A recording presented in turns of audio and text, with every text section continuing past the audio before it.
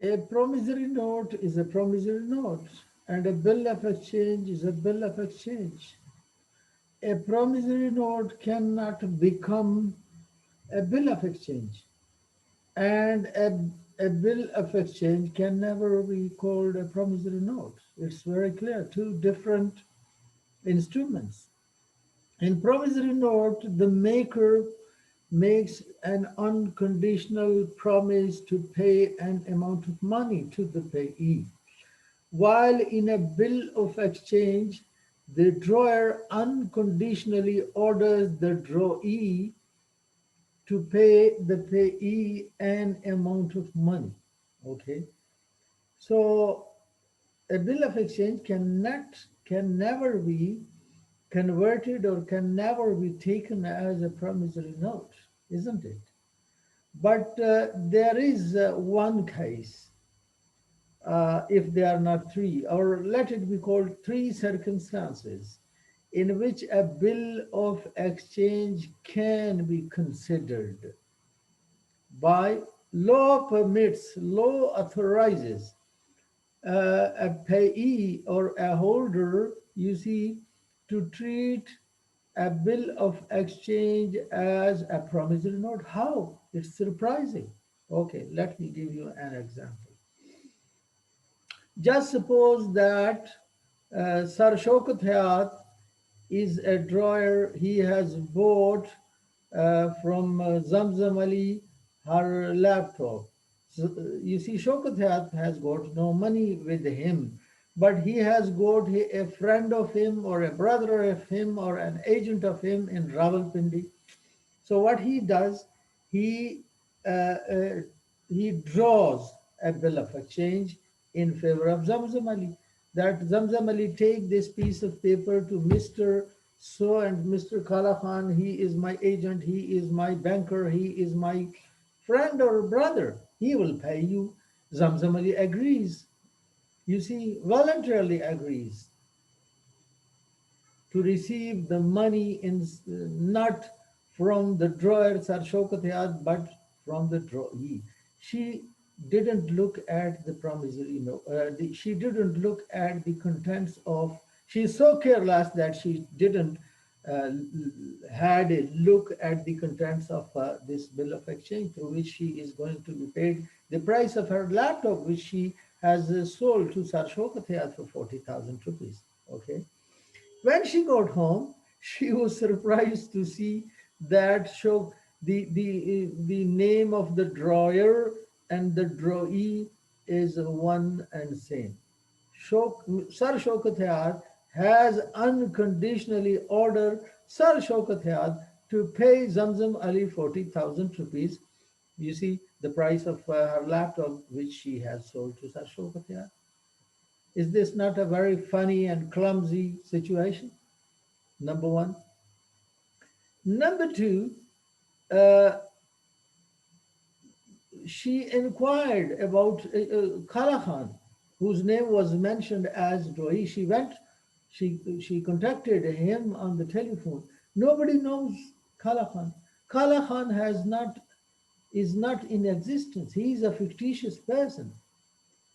So in this case as well, so you would immediately tell me, sir, this is fraud, and Zamzam Ali, sir, Zamzam Ali should straight away go to a police station to file an FIR against Shaukat Yad. Yes, she can do so, but I'm not teaching criminal law. I'm not teaching Pakistan Penal Code. That's why I'm not going to. This is a fraud, but that is another aspect.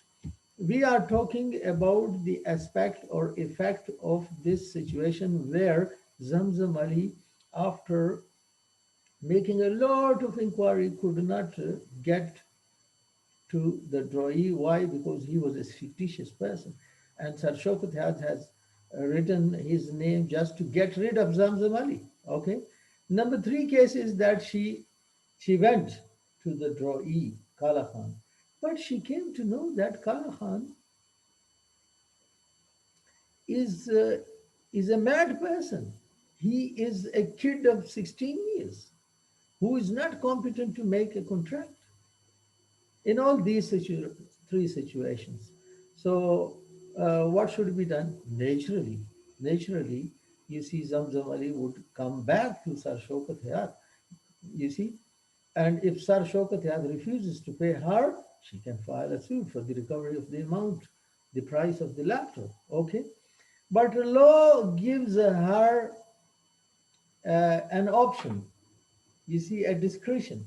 She can treat this bill of exchange under section 17. She can treat it as a promissory note. Although it's not promissory note at all. Why? Because it never contains an unconditional promise by the maker. It contains unconditional order, you see, made by the drawer to the drawee. But unfortunately, the drawer and the drawee are the same person. Or unfortunately, the drawee, you see, he is a fictitious person. Or the drawee is a person who is not competent to make contract. Either he is insolvent, or he is a mad person, insane person, or he is a person of minor age. He hasn't yet attained the age of majority, which is 18 years. In all these three situations, she had got more than one options. If she treats it as a bill of exchange, I mean, it's a bill of exchange. Naturally, you see, I have told you that the drawer's liability is uh, secondary and conditional. Drawers, and drawee's liability is uh, primary. You see, he's primarily liable and absolute. No condition has to be fulfilled. Okay. So what happens? She can come back to the drawer and she can tell her that, look, the person to whom you have sent me, he is you. Okay. And the person to whom you have sent me to receive my money is a mad person, insane person. He's a small boy. He cannot, he's not competent to make a contract, or he is not in existence. He's a fictitious person. So if she treats it a bill of exchange, she would, you see, contact the drawer. And if the drawer refuses to pay, she can sue her. But law says that she can treat this bill of exchange as a promissory note, and it is also a presumption. She can presume, as this is not a bill of exchange, as there is no order addressed by the drawer to the drawee. This is a promise, unconditional promise. So is in both the cases, you see, the outcome is one and same. The drawer would be held liable. The drawer would be held liable, and she can bring an action. But law gives her this option, okay, and will not make much difference if she treat it as a bill of exchange. You see, in all three situations, she would consider it, or it would be considered by law as the bill has been dishonored. Okay, and if the bill is dishonored, then she will have to provide the proof of dishonor, or the proof of what she is claiming, that drawer and drawee is the one and same person. And if she treat it as a promissory note, then no need for treating it as a dishonor. Straight away, she can go and ask him for the payment. If he pays, well and good. If he does not pay, refuses to pay, then this would amount to dishonor. So there is a slight difference between the procedure. These type of instruments are called under section 17 ambiguous instrument. Nothing known whether they are bills of exchange or they are promissory notes. Okay, this is section 17. Then coming to presentment of a negotiable instrument. A negotiable instrument, you see, whether it is a promissory note or a bill of exchange, has to be presented. In some cases, it has to be presented twice. First time for acceptance, and second time for payment. And in certain cases, it has to be presented once, and that would be for payment. I mean, without presenting it, no payment can be made. It has to be presented. If someone has given you a promissory note, don't expect that he will bring the money to you or he will phone you that come and take your money. If he does so, that would be his greatness. Otherwise, legally, you will have to go and present the promissory notes. Look, sir, look at this instrument you have promised to pay me today. Please pay me. Okay. So, presentment of a negotiable instrument means submitting it to the person who is liable to pay. So, who is liable to pay on the promissory notes? The the maker.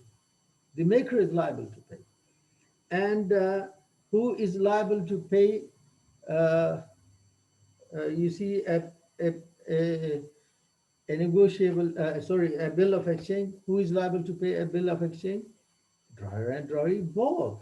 But primarily, drawee is liable to pay. Upon his refusal, then drawer, you see, liability shifts from him to the drawer, and drawer is liable to pay. So there are two types of bills which must be presented for acceptance. Otherwise, the parties to the only that bill of exchange or only that promissory note has to be presented for acceptance, in which you see it has expressly been mentioned that before the payment, this bill of exchange, you see, must be presented. Okay, so two types of bills must be presented for acceptance before presentment for payment. A bill of exchange which is payable after sight shall be presented in order to fix maturity of the bill. You see where the bill of, in the language of the bill of exchange says, sorry,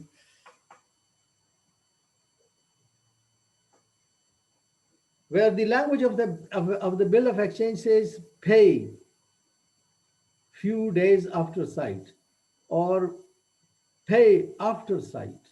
Just suppose you have received a bill of exchange which says pay Muhammad Osama this much of money at sight. So you will have to present it first to start the time running. Without presentment, so it has to be presented first. Number two is a bill in which there is an express stipulation that it shall be presented for acceptance before it is presented for payment.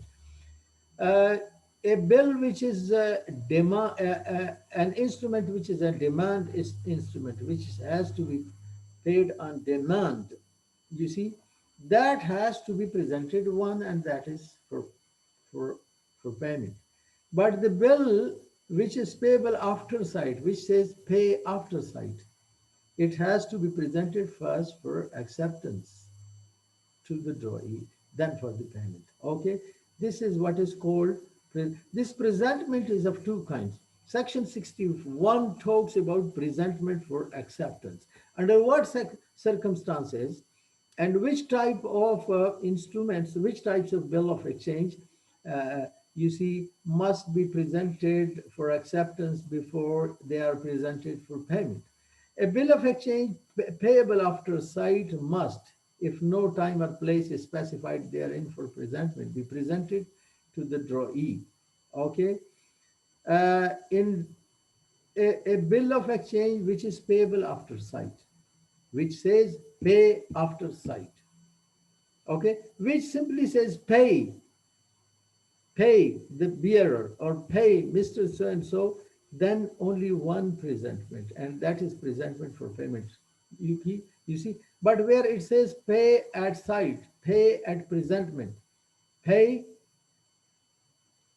you see, there the payment has to be made after presentment, after sight, when it is exhibited. So this first presentment, which is to mature, to ascertain the maturity of the bill, is called presentment for acceptance. In the same way, if if a bill is payable after the expiry of few days, where the bill says pay 30 days after sight, 30 days after presentment, it has to be presented twice. It has to be presented for acceptance first. What's the logic behind it?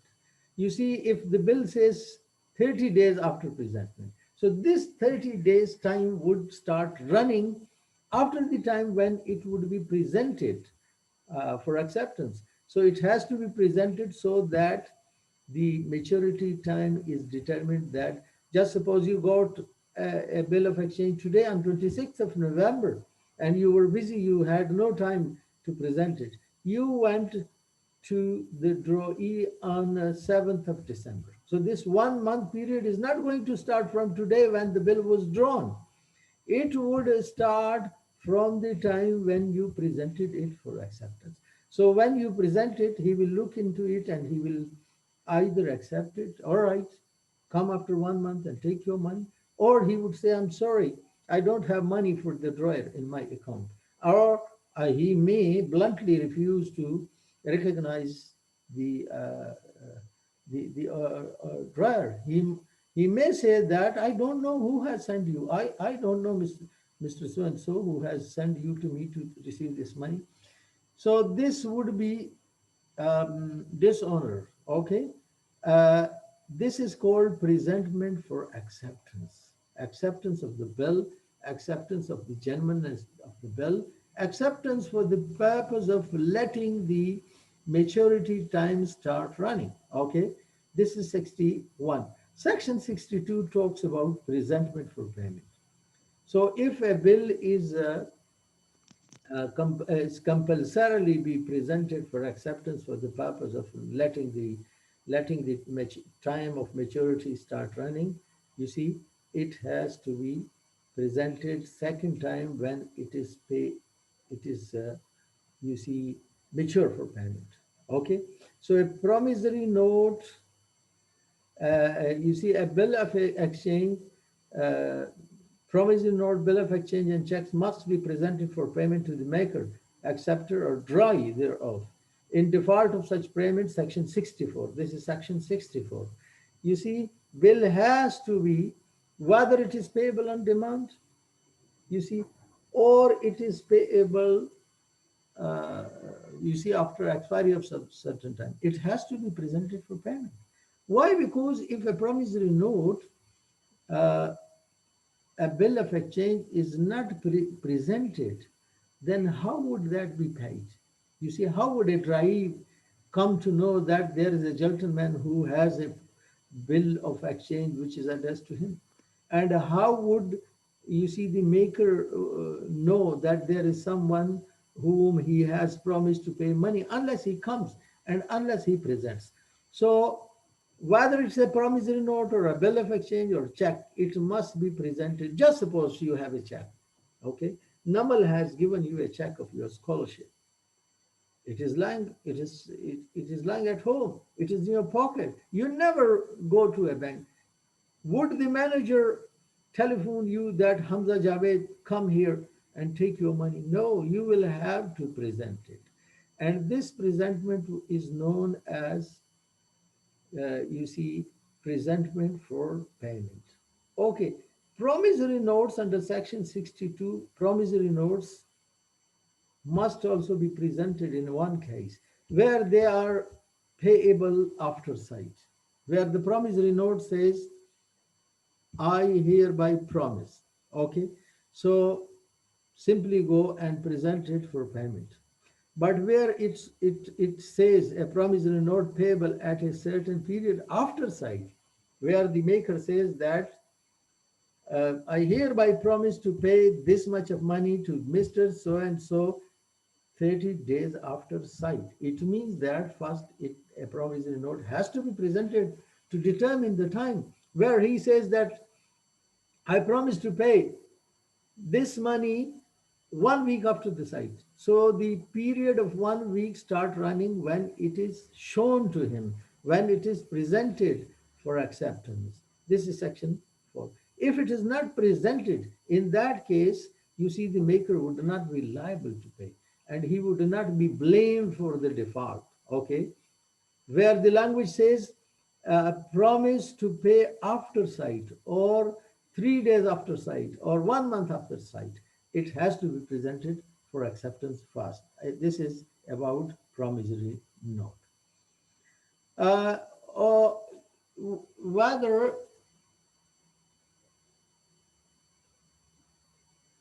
Okay, someone, I have received a message that you have unlimited minutes to continue this meeting.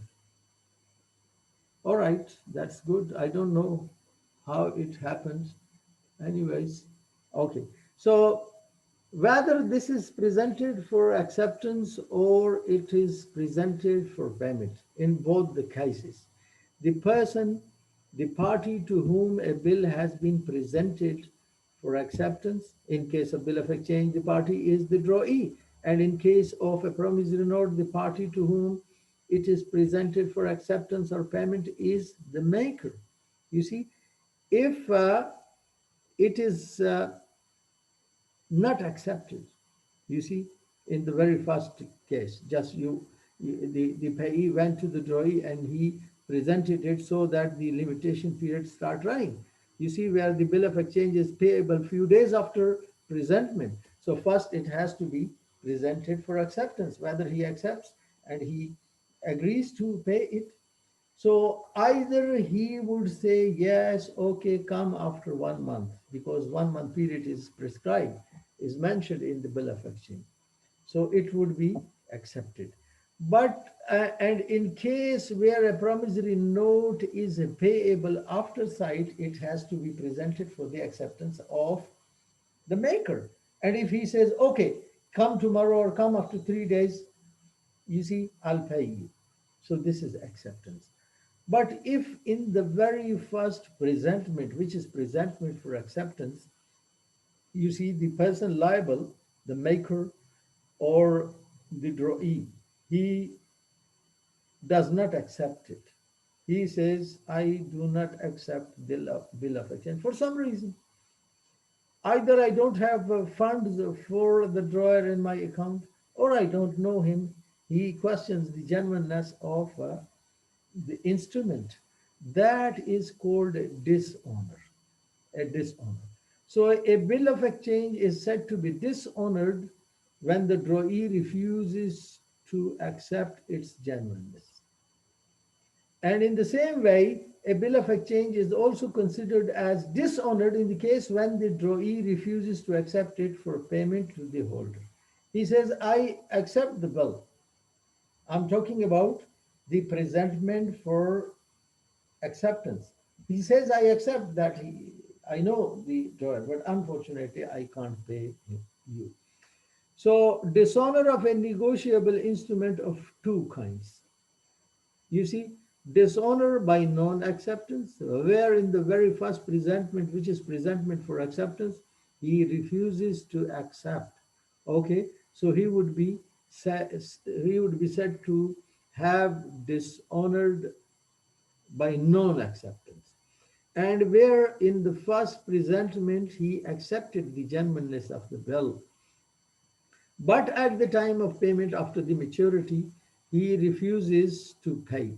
So this second refusal, or this second dishonor, is called dishonor by non-payment.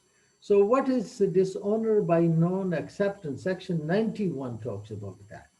Section 91 says that a bill of exchange is said to be dishonored by non-acceptance when the drawee or one of several drawees, not being partners, make default in acceptance upon being duly required to accept the bill, or where the presentment is excused and the bill is not accepted.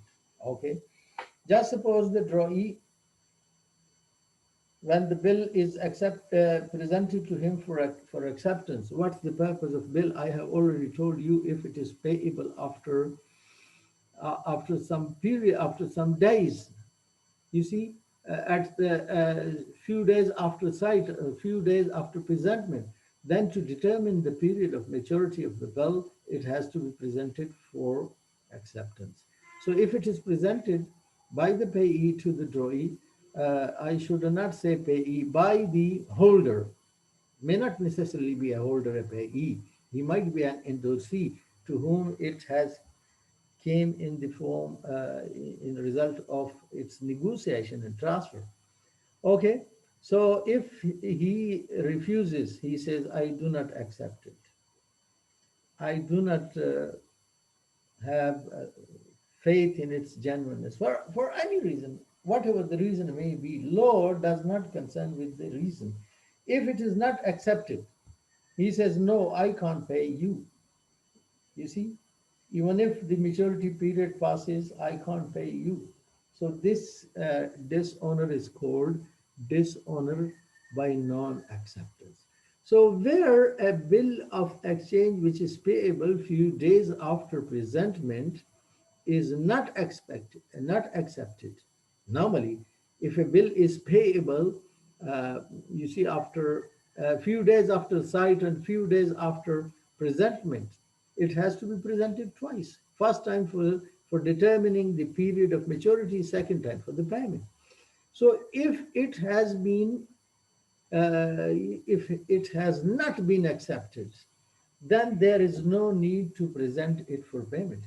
When the drawee has made it very clear that he is not going to pay because he does not have trust in genuineness, or he does not have funds for the drawee, or he does not know who the drawee is. So finished. Now this bill of exchange, you see, there is no need to present it second time for presentment.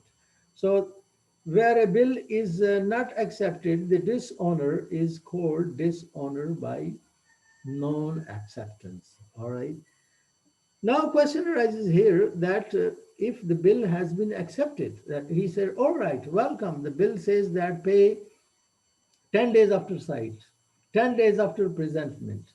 So you will say, all right, come after 10 days and take your money.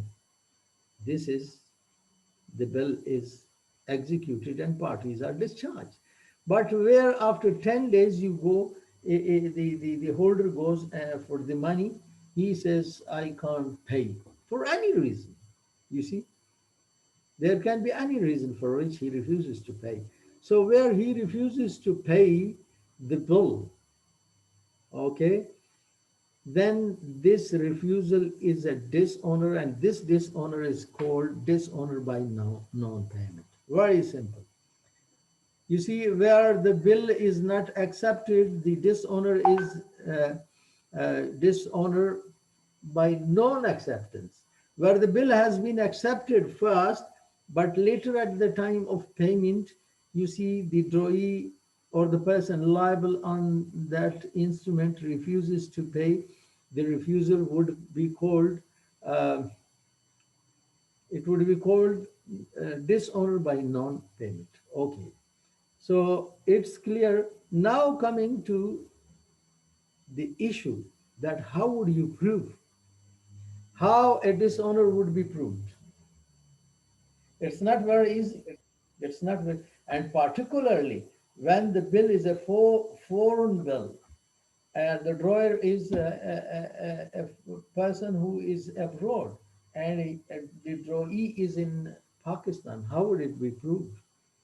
Or just suppose it is an inland bill. An inland bill is where the drawer and the drawee are here in this country, Pakistan, and a foreign instrument is where the maker or the drawer is abroad. He is a foreigner. Whatever the case may be, whether the instrument is an inland instrument or uh, it is you see, foreign instrument in both the cases. You see, this dishonor has to be proved, and whose duty is to prove it? The one who is claiming that the bill has been dishonored. It is a condition, essential condition. You see that a holder first, in the case of bill of exchange, he shall rather, he shall first go and ask the drawee for payment because the drawee is primarily liable. Okay? If he does not present the bill to the drawee, either for acceptance or payment, he cannot ask the drawer. Okay? Just suppose he went, the drawee was in Rawalpindi or was even in Islamabad, but he refused to accept the bill. He dishonored the bill either by non-acceptance or by non-payment. In both the cases, you see, this holder of the instrument, how would he prove it? You see, naturally he would prove it. If he is asking the drawer and even the drawer is refusing to pay him, naturally he will take the matter to a court of law and the court of law will ask him, have you gone to the drawee? Have you presented? Just suppose the drawer's plea in the court is that he agreed voluntarily to not to ask for money, not to receive money from me, to receive it from the drawee, the person to whom I have sent him, but he has never gone to him. So the holder of the bill would be asked by the court to prove that you have submitted the bill. So either he can prove it by way of witnesses, okay, or by something in writing. That proof which is in writing, okay, that is called protest. Protest. Again, the words take color from the surrounding in which they are used. What take color from their surrounding? Protest in the political field means dharna and jalsa. But here in Negotiable Instrument Act, protest means, you see, the proof of dishonor. The proof of dishonor. Okay. How it is affected? According to the provisions of Negotiable Instrument Act, it can be proved through a notary public. Okay. And particularly, it's very easy here, but if the drawer or the maker of a promissory note is abroad and you want to sue him or you want to inform him, then you must have some proof of dishonor in writing. So who would write it? If you write it, not trustworthy. You see, if you write it down on a stamp paper and in the presence of two attested witnesses, that is a good evidence. But the proper procedure is according to the Negotiable Instrument Act for the proof of a dishonor, either dishonor by non-payment or by non-acceptance, that must be proved by a certificate given by a notary public. Notary public is a lawyer, you see, who is appointed by High Court to attest different documents. You might have seen people having so many stamps in front of them on a table in a court of law. They are lawyers and they are granted license from the High Court. So the notary public, you see, can give certificate that yes, this bill has been dishonored. But question arises, how would he give this certificate? The procedure is that once a bill has been dishonored, either by non-payment or by non-acceptance, in both the cases, this holder of the bill should go and tell a notary public by agreeing that he would pay him fees for this process, that this is the bill and it has been dishonored either by non-payment or by non-acceptance. Okay, and I need a certificate. Normally what happens, they give you certificate, but they are strictly advised by law to go and present the bill again. So here the procedure is that whenever you see the holder of a dishonored instrument goes to a notary public should present it again to the drawee himself. And if it is again dishonored, then he should write either on a piece of paper or on the very well that it was presented by himself, you see, personally, and it was dishonored. This process is called noting and protest. Protest and noting. So the proof in this way, you see, dishonor of the bill can be proved. And particularly, you would need a proof, as I told you. You see, when particularly this is a case of a foreign instrument, foreign bill of exchange.